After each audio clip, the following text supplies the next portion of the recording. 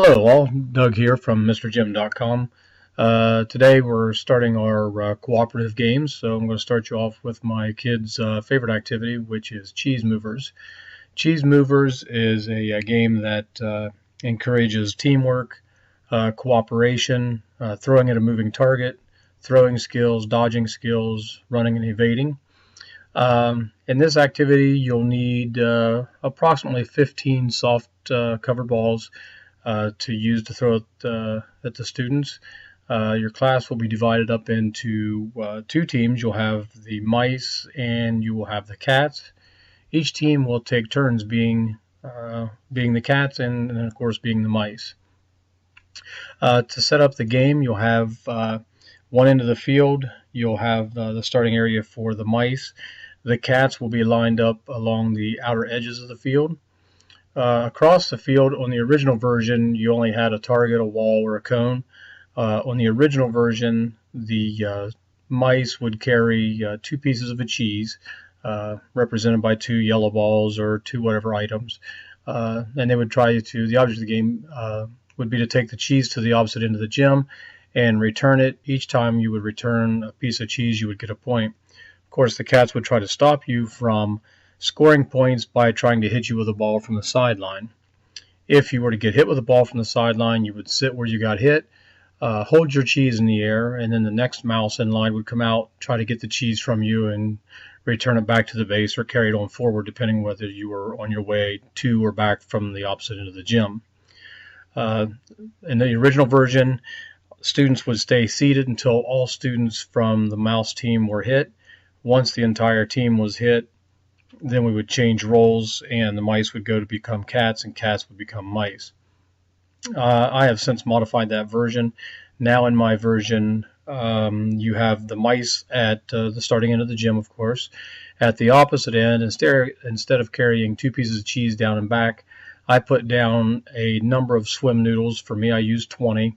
That limits the students on the number of runs they can get or number of scores, whereas when you just use two noodles or two pieces of equipment to go down and back, kids could run on for a long time before finishing an inning. So by putting all the noodles at one end, I can limit the number of points scored in a round, and for me that is 20.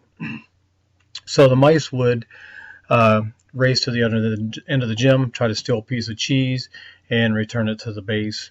The rules were basically the same. However, in my game, when you get hit, you sit down. If you have cheese, you wait for the next mouse to come retrieve the cheese.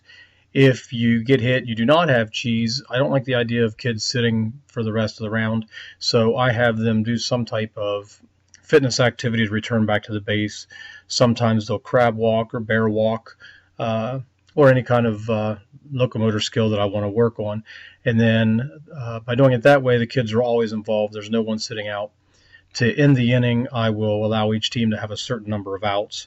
I may start with 10 outs, and then I'll vary the number of outs depending on how well the teams are doing and how long the games last. As far as the cats, the object of the game for the cats, of course, is to stop the mice by hitting them with a ball. What makes this a cooperative game or a teamwork game is that once the game starts, the cats may not go out onto the floor and retrieve a ball for themselves. They have to go retrieve a ball, bring it back to the sideline, and then they must hand it to one of their own players. This encourages teamwork, and it also encourages some strategy, because students will find out quickly that they'll run out of ammunition and they will have a serious mouse problem. So at some point in time, they will have to decide that they're going to go out onto the floor, get a ball for their team, and return it to their team. Things to watch for in this game: watch for kids that run out on the floor to get a ball for themselves. I also watch for kids that run out on the floor and then toss it to a teammate, which of course is not allowed. They need to run out, get one ball only, and return it to the player on their sideline.